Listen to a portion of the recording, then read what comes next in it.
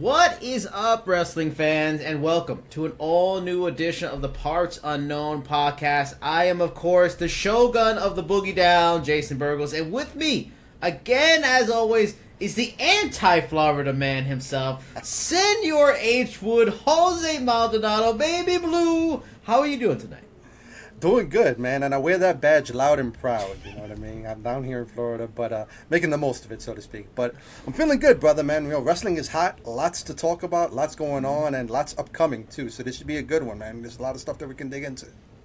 And I want to talk about this first, and we actually talked about it a little bit earlier in the weekend, which is, this is worth talking about. And the first thing I want to go about is talking about Shinsuke Nakamura. Now, Shinsuke Nakamura, for both of us, are big favorites of ours. You were a fan of him way back in New Japan. I became more aware when he joined NXT and learned about his exploits that way.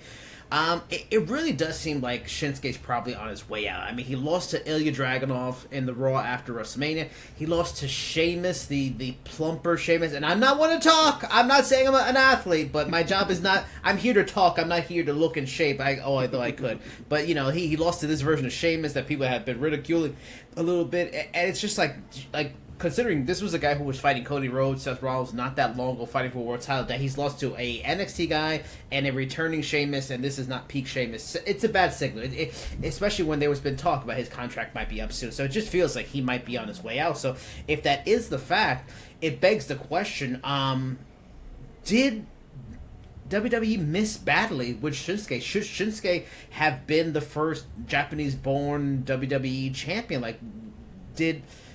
Do you see his time in the company as a disappointment?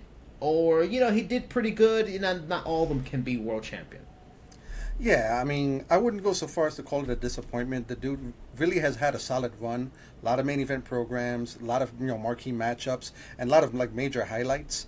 The writing is pretty much on the wall. It really does feel like he's on his way out, which really is a shame, because I would have really loved to have seen him get that label of the first Japanese-born world champ, and he would have been the right guy to do it too. The dude, he has the lineage, you know what I mean. You know, a legendary career in New Japan before coming to WWE, like you said. But yeah, I mean, it really is a shame because the NXT run is probably going to be seen as his peak in WWE. The match with Sami Zayn to debut was incredible, really set the bar for what to expect from him there. His NXT title run was great too. You know, and then when he came to the main roster, it seemed like the sky was the limit. You know, got put into the title program with AJ, and they just didn't pull the trigger. Not to mention that the match at Mania between them was a little bit underwhelming, and their matches got better as it progressed. But I don't know, something just went off there, and he never really truly recovered. Like, he had some highlights, some of his heel runs, you know, with the accent and things like that, where he was playing up that villainous kind of role, was entertaining, but it never really clicked the way I thought people expected it to. And now I guess, you know, I'm wondering what's next for him. If this is the end of the road for WWE, does he go back to New Japan? And if he does, what does that look like? You know, because I mean, he's in his 40s at this point. So you're jumping ahead. We're gonna get there. Don't jump ahead. Don't want to go ahead and, you know. We'll talk that. But I mean, you know, I'll go the other way. I'll say it's a disappointment, and everything you said makes sense and everything like that. And it's hard to say disappointment when you've won as much titles as he's won, been the Royal Rumble champion. But I guess it's a disappointment just because of just missed potential. You mentioned it with the AJ thing. One of the few guys to win the Rumble to go to the WrestleMania and lose. That's a big kind of mark. Again, you're WrestleMania, but it wasn't like he lost in the main event. It was like a fight in the middle of the show. So that's kind of a disappointing thing. And honestly, I just think, in hindsight, it worked out fine. It was the better thing in terms of Seth got to WrestleMania. He was the MVP of WrestleMania. All those things went well. But he really should have beat Seth. He should have beat Seth, what was it, late last year? Like, that would have been the perfect time to pull the trigger on him, you know, show him as a champion and stuff like that. And that, I think they missed with it. Just his weird tag team things. He was in a weird pseudo faction with Sami Zayn and Cesaro, like just a lot of disappointing things for someone so talented in the ring as a character. It just is sad that, of course, we all know who's to blame, because when who was to blame is gone, all of a sudden they did Shinsuke in a way that was played to his strengths. But It's probably too little, too late on him. Right. Yeah, I mean, it might have been too late to pull the trigger at that point, which really is a shame. Like, peak Shinsuke coming fresh off of NXT with this regime might have worked out a little bit better, or at least a little differently than it did. It just really is a shame. And there really were some weird spots there. His tag team run, the IC title run wasn't all that bad. You know what I mean? Like he really did have some highlights, and it really felt like he was on the cusp. And what really is a shame too is that he was put in a few world title programs, and just they never pulled the trigger, not once. Match after match after match, L after L. Fans at some point just can't take him seriously. And when it got to this point where he's feuding with Seth, even if they would have pulled the trigger on him, the best we could have hoped for was maybe a month kind of reign, or like a transitional type of thing. There really wasn't much to hope for because they had cooled him off so much. So, beyond this, it really is a shame to see in hindsight what the run ended up being. It wasn't a total loss, but it definitely could have been a whole lot better. Yeah, I think that the last thing will be, in the end, he kind of set the stage in that he showed that a New Japan star can come over and do some big things. Like, that's why the Okada signing, like the fact that Okada didn't sign, I think the stage was set for Okada to come in and really do some big things, because he kind of, he would be the shoulders for Okada to stand on. But going off of that, so where does he go? I mean, it really does feel like he's probably going to be leaving soon. I'd rather see him go back to New Japan. I think he'd just be another wasted great in AEW. In New Japan, Okada left. New Japan's almost waiting for a savior at this point. Okada left, Ospreay's gone, they lost Switchblade, Jay White. They lost all these big stars. Naito's getting older. A lot of people are getting older. Not to say that Shinsuke's young, but him returning after this, still successful in a lot of ways, in some perspectives, run in America, North America, to come back and fill that void as the top guy again, I think that'd be a great final act for him. What do you feel? Do you agree, disagree? Yeah, I think I agree with that. It's the best route. Like there's I have some reservations about that just because of his age, and there's a wave of young stars coming up in New Japan. But to your point, that could feed into that. You know what I mean? Having somebody like Shinsuke come back, the great return, and kind of mixing it up with somebody like a Shota Umino, or like a lot of those young up and coming cats could do a lot for New Japan. And Tanahashi was still main eventing well into his 40s, and exactly. To where he is now. So it's not to say that Shinsuke can't plug right in, and to hear Subconscious playing over the loudspeaker at Wrestle Kingdom would be fantastic again. But I'd rather see that than the AEW route. I'm totally with you that he would just kind of get lost in the shuffle there. AEW's kind of fighting their footing with some of the main eventers that I'm sure we can talk about now, but Shinsuke I don't think would fit in as well as and it doesn't seem as protected as Okada. Like Okada's, notoriously boys with the Bucks and with the Elite. So I don't think Shinsuke would fit in as well as Okada, or at least not be given the opportunity as well as he would. So New Japan, say what you will about it, I think that's the best route post WWE. Going on to another performer that is in the final chapters, although he's in the citing, the sources for the chapter part of his book, because Shinsuke still got some good chapters left in him, and that is Chris Jericho. Now, I won't lie, it made me chuckle, but the fascinating thing with AEW, they love all their performers, but in his match at Dynasty against this guy Hook, he got chants of "please retire." That's shocking, because this is the same loyal, crazy, cultish fan base that sings his song when he comes out. Maybe it's because he's not using the song anymore. Maybe it's because he's using the Lionheart thing, and he's pretty much, his wrestling persona is the proverbial Corvette you buy when you're 50 and a man and you're going through your midlife crisis. But, let's talk about that. Please retire. What's your thought? What's your read? Explain to the audience that maybe isn't watching AEW and watching this and they're like, damn, they're going to do that to Jericho? I thought he was still a top star. Why would they chant, please retire, and are they right?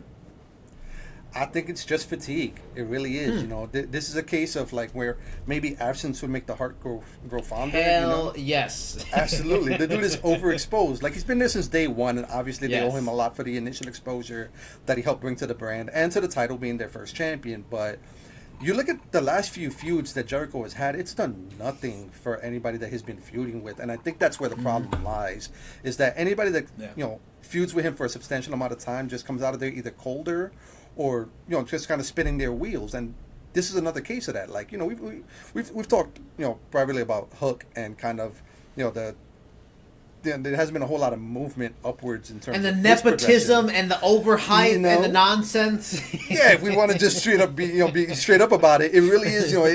The initial pops that he was getting was one thing, but it's like it really hasn't gotten to the next level with him, and this doesn't help. And the Jericho feud doesn't do a whole lot for him, and Jericho just has this habit now of just feuding with the most odd people, quote unquote elevate them, but it doesn't elevate them, and it makes people just sick of Jericho, and the clock is ticking. You know what I mean? Like the dude can still go for somebody his age, but chance of please retire were reserved for cats like Big Show back in the day. You know what I mean? And now they're getting chanted at Jericho, and that really is something that they need to look at. It's not something that they should just like throw their nose up at it or kind of like mock.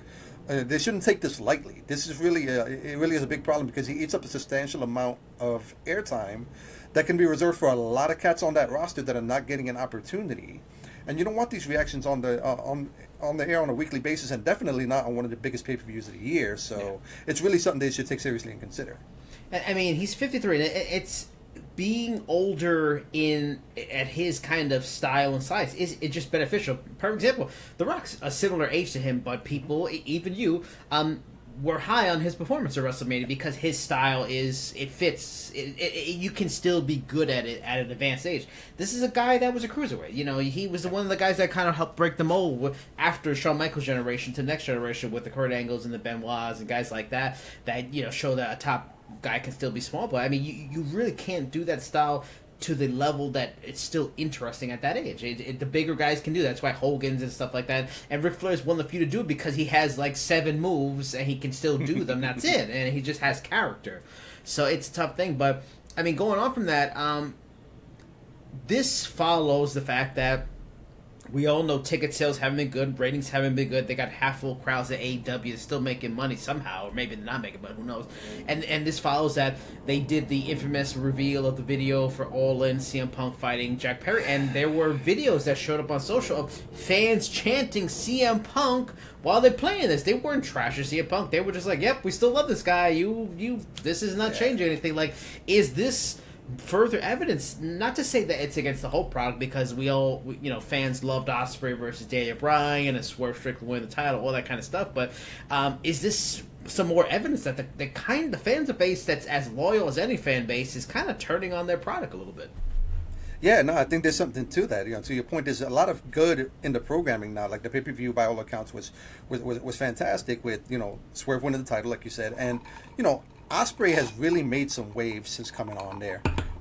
He's a future main eventer for sure, and very well deserved. Due to state of the art, he's getting over with the crowd. It's really fantastic stuff. But in terms of the airing the video of the CM Punk, that did not have the intended effect that I'm sure they were hoping for. And if some of the reports are to be believed, it was kind of an unpopular decision with some in the back to air it at all. Mm-hmm. So it's like things like that.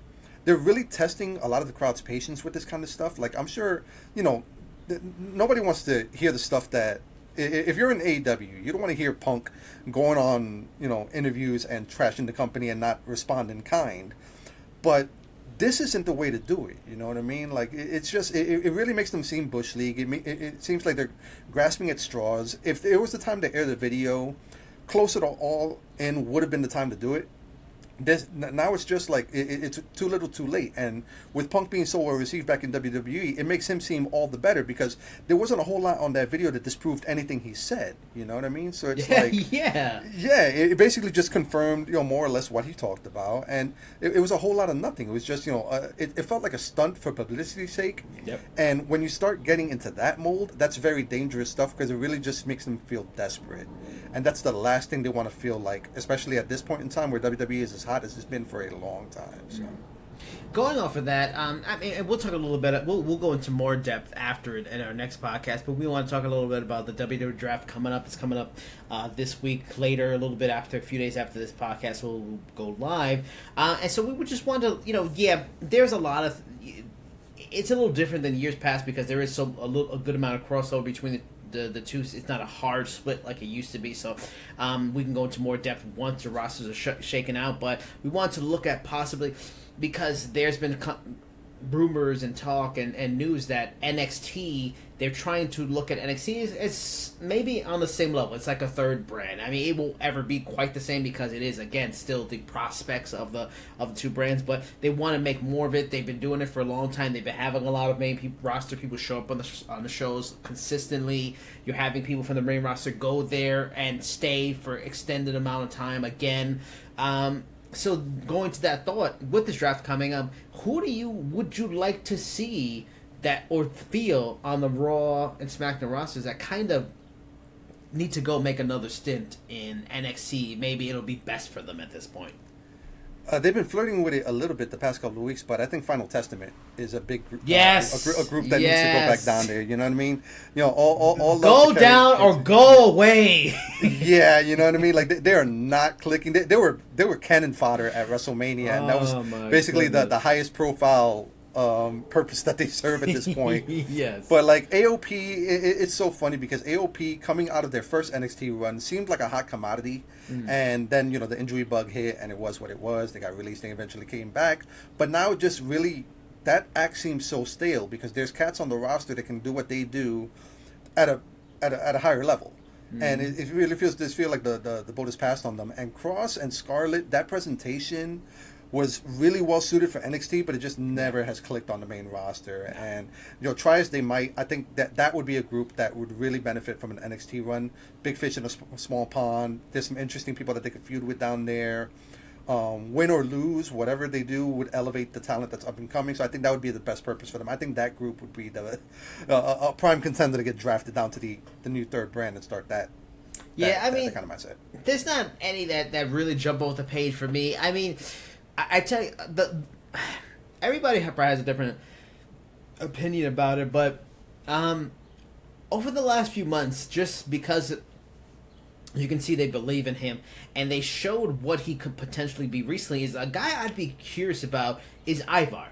Ivar is fascinating. Like, I can completely see him being a very liked and popular character, especially if they turned him face. But recently on an episode of NXT, they showed you what he can be if he's not being a stupid Viking cosplayer.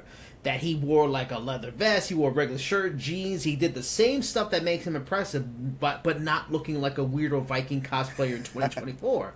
And that's kind of the thing that's hurt them a little bit, and he's the best of that too. He's the best of the Viking race. Yes, they had a great run at NXT, but he'd be one that I'd be curious to see him have a singles run back in NXT as this more modern Viking, and you can play with all the Viking things, but make him look like a real normal person. And I'd be curious to see him then make him bring him back to the main roster or something like that. The other one, it's not going to happen just because they've been pushing him so much, but I kind of would like to see a guy like Ricochet go down there, be a heel, be a schmuck jerk heel, and just dominate as the champion. Just be the guy that we all know he could be. Just a freak athlete. I don't know why they haven't turned him. So maybe he sells merch more than we thought or something like that. But he's a guy as much as anybody that really could use a turn.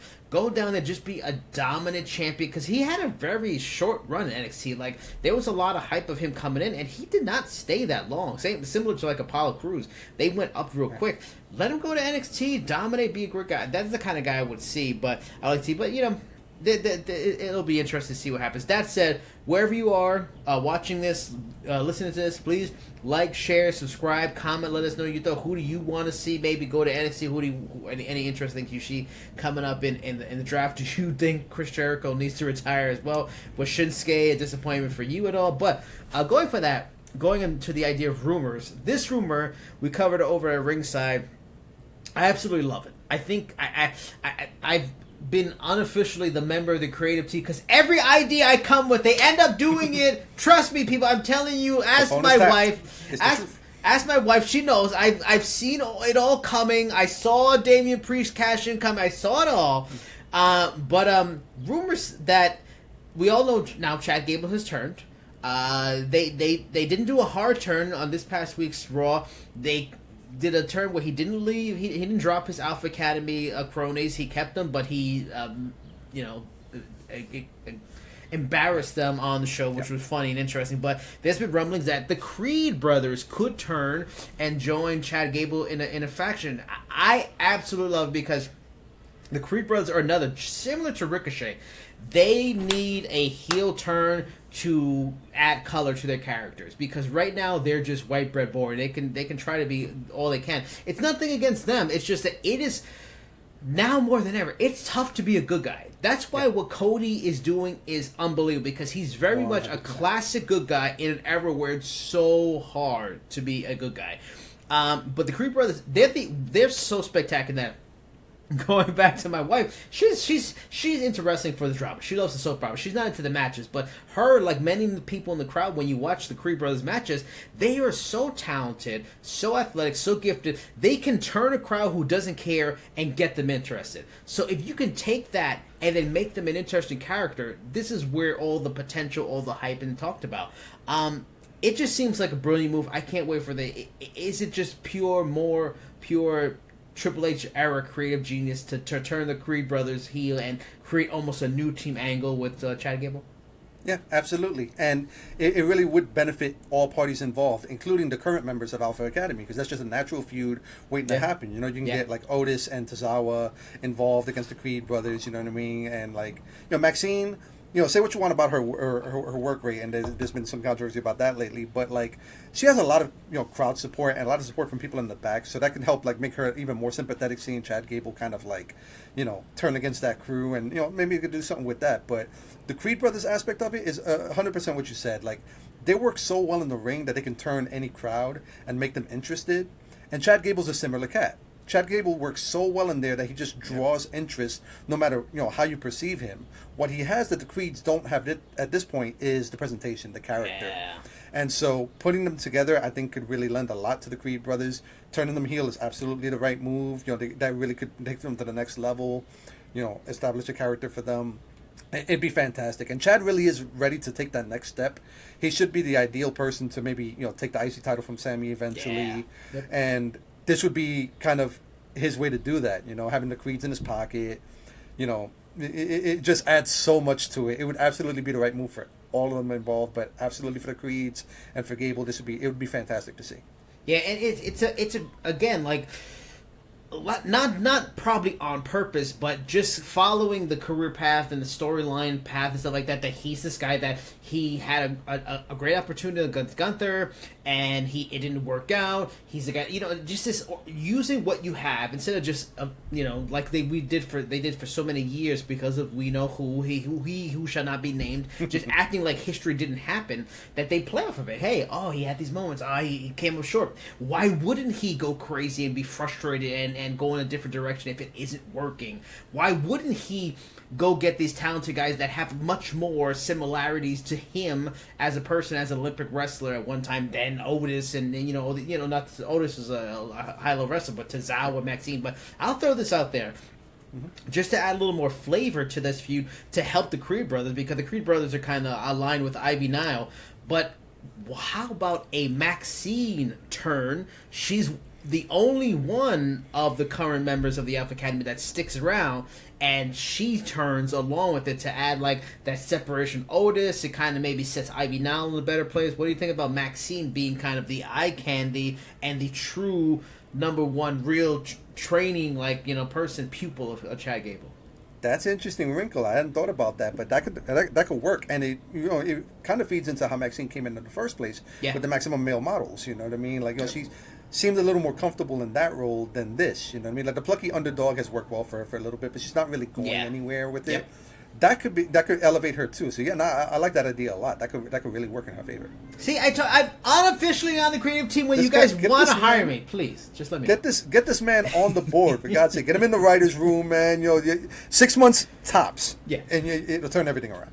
Going towards this week's past episode of Raw, because of Rhea Ripley's injury, they crowned a new women's champion. I love that they did a battle royal. Those are always fun, especially when there's something really meaningful on that. Not like they get a title shot, like when there's an actual belt on the line, because it adds unpredictability. When you throw 20 people in there, you're like, okay, things can happen. I don't know, maybe there's 3 or 4 options here. I like that instead of, they just have a title tournament. And you can look at the tournament brackets like, okay, this person's gonna. It becomes a little predictable if you watch the show enough. With the battle royal, there's opportunities and surprises that can always come out of it. That said, I don't think there was a huge surprise in terms of Becky winning it.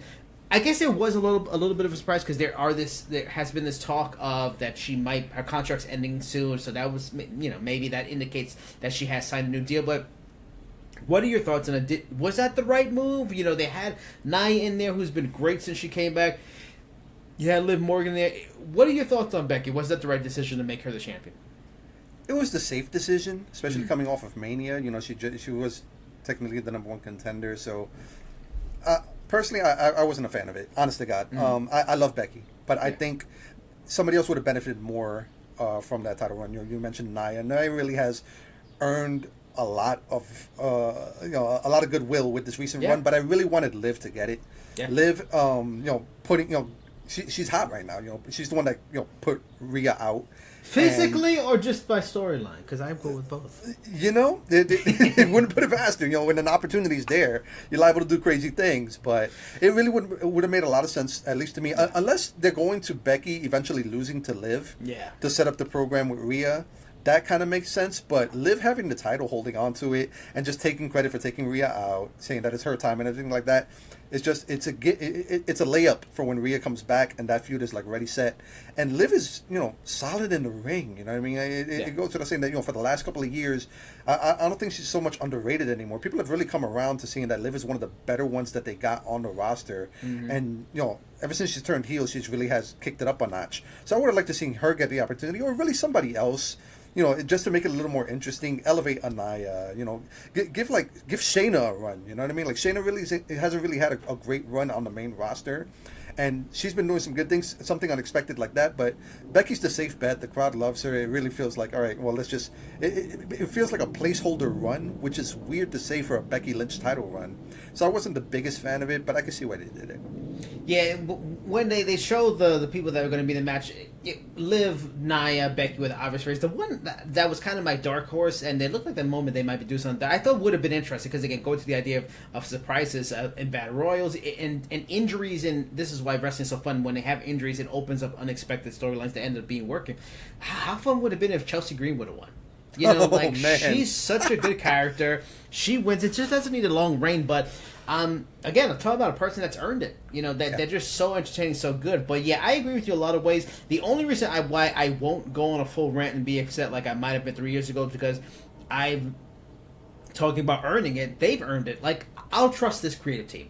I think that's probably where it's going to go. It's going to set someone else up. You just nailed it. It's going to be a placeholder thing for Becky. Narratively wise, I get it. Becky worked her way up. She's been on this hunt to get back. She hasn't had a title like in a year, so you can't say, she's just recently champion. She just fought the champion, lost. She's like the number one contender, so to speak, and she's like the next best. So I get it. But yeah, if it's to set up Liv, that's the thing. Because there's tons of money to be made there. That wasn't the plan, but that's the genius of wrestling. She set herself up as a hated heel by injuring this hot performer that's everybody beloved. So I think and that's so weird to say too, because Rhea is technically a heel. Like Judgment Day is a heel group, so Liv out-heeled a heel, if we're being real there, but by accident. By accident. But it's very strange dynamic with that. And it's perfect too, because obviously they gotta turn Rhea. Like it's been months of cheering the bad guy, trying to we all know what this is. She's too likable. Just you gotta turn her. It's time. And this opened up the door that she could just come back and be a good guy. You don't have to go through a story, all this hard work, set it up. It'll just organically make itself so. And if this leads to Becky versus Liv and Liv beats Becky, that's great. That's what Becky needs. I mean, excuse me, Liv needs just another kind of. She needs a meaningful win. Yes, she beat Ronda, but it was the cash in. She hasn't gotten that clear cut. Yep. Fought him in a match, beat him, win. That would be it, and there's no one bigger than Becky. As always, again, wherever you're listening, watching this, please like, share, subscribe. What are your thoughts on Becky Lynch? Do you think that was the right choice in terms of being champion? Final two topics, and it's something that we covered over at Ringside too, and I did an article today about, is that there's been rumblings in recent weeks about a story from the Wrestling News Observer newsletter that there was industry people, power players in the industry believing that Vince McMahon may be working his way towards creating another company. Now, if you haven't been paying attention, you haven't been hearing about it because he's been understandably keeping a low profile for the reasons he should, is that he's been he's been selling tons, if not all, of his TKO stock. And reportedly, the shares he sold has netted him over $1 billion. So he's got $1 billion now. And there's been talk, there's some in the industry, the wrestling industry, that think he's working his way towards a new company. Now, there's been difficulties in that. Now, a lot of people don't know that he has a 1 year no compete clause. We've all heard no compete clauses for like 30 days for wrestlers. This guy's got a 1 year, so he couldn't even start this thing till January of next year. Two, he's got the obvious image problems with this whole accusations against Janelle Grant, all this kind of stuff. So there's a belief like, who's gonna want to work with him? But then again, this is the era where you can just make your own app and just have your stuff broadcast anywhere. And there's so many networks. There's probably someone that'll be willing to work with them. So one of the things I wanted to ask about, we covered on the article today, is that who might be targets of Vince and his money, because he's going to have money to throw at people, and that will make them make the decision to join him. But before that, what are your thoughts, your perspective? I think it's very possible this guy has a massive ego. He's a workaholic. He's just not going to quietly go into retirement. What are your thoughts? Is this realistic, or nah? There's just too much negative around him, and this dude's like 80 years old almost. What paragon of virtue starts up a new wrestling company in this day and age, you know? Oh, man. This is so much to unpack from this. It really is interesting. And, you know, honestly, the knee-jerk reaction would be like, no, it doesn't make any sense. But to your point, the man's ego and the man's, you know, need to prove that he's right in every capacity could see him really take a shot at this, you know? And there's a lot of avenues where it could work. To your point, you know, you don't really, you know, network, obviously there's a lot of money in a network deal, but it's not necessary, you know. I mean, there's plenty of avenues that they can get the product out there. In terms of targets of who he would go after, I mean, the obvious choice to me is Brock Lesnar. I think that'd be, you know, so much so that I don't even think he'd consider this without somebody the level of Brock in his pocket to kickstart this endeavor. Because, you know, say what you want about Brock, but the dude is box office and has a great relationship with Vince over the years, so much so that it's been reported it's almost like a father figure type deal. So I wouldn't be surprised if, you know, conversations have been had and Brock would be one of the ones willing to take a chance on Vince and this new venture.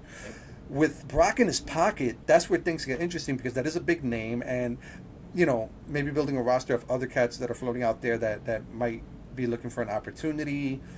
Who knows? This is a really wild card kind of scenario, but I think that the biggest speed bump is the image problem. Yeah. That's not something that is taken lightly. You know what I mean? Like in this, especially in this day and age where there's a lot of accountability in terms of, you know, the public opinion. That's going to be a lot to overcome. Like, people had been for the longest time talking about how Vince was the biggest problem with WWE for decades, and, you know, the hot streak that they've been on without him kind of proves that. Yeah. So, you know, to take a chance on him with a new company, it's like, you know, not a lot of wrestling fans would be for that, but he does have a lot of resources at his disposal, a lot of powerful friends. Who knows where this would land? And I'm just super fascinated by his need at this point to almost undercut what he built. You know what I mean? Like, you know, the fact that he would have rather sold to TKO than pass it on to the ideal next people in line was just, it says so much about the guy. And now with this being a possibility, it's so fascinating. This dude is one of the, he's such a crazy cat, and would not put it past him to try something like this.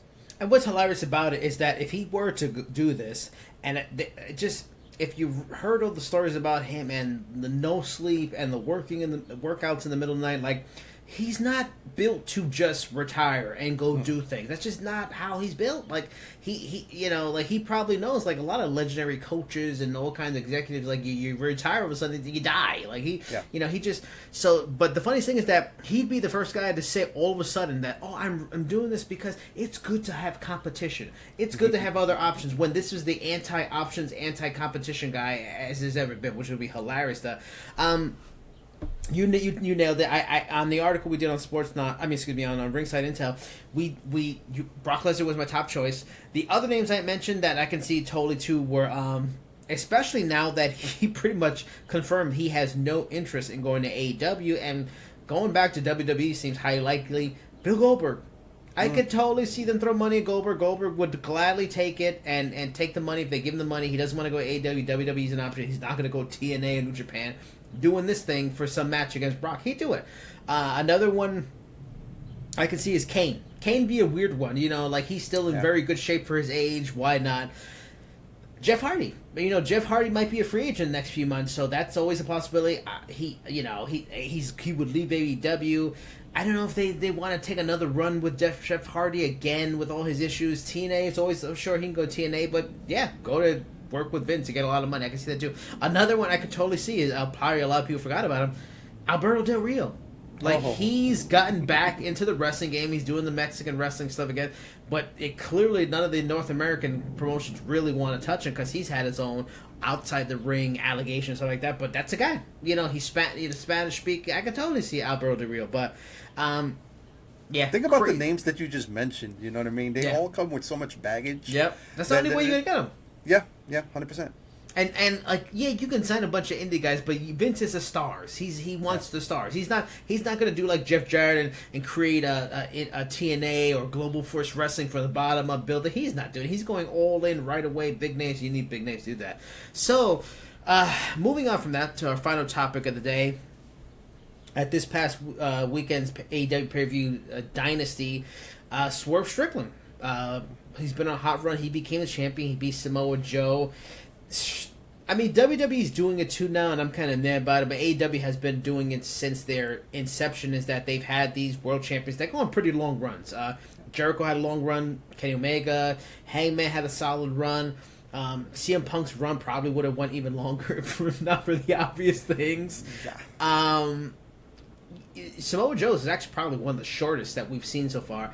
MJF had a dumb long run. What does Tony Khan have to do, especially when they're in a time where, man, like, I'm not sure if AEW's at its strongest. They got a TV deal possibly coming up. What does he have to do to make Swerve Strickland's title reign stand out somehow and be different? Because obviously there's one of the few African American world champions of a major company. That's a big deal too. How does he go about standing out to make it as big as previous title reigns they've had at AEW?